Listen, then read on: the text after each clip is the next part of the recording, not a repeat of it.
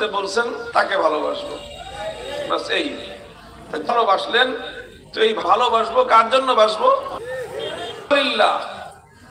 শুধু ভালোবাসাটাই মহাব্বতের দ্বারাই শুধু ঈমান হয় না, আবার শত্রুতাও পোষণ করতে হয়।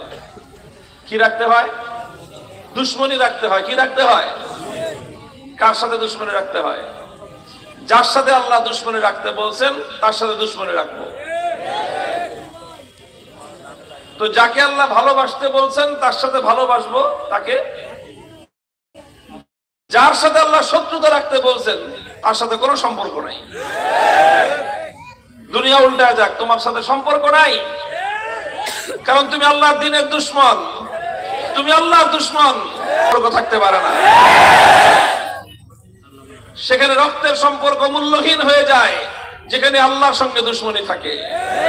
আত্মীয়তার সম্পর্ক মূল্যহীন হয়ে যায় যেখানে আল্লাহর সঙ্গে দুশমনী থাকে।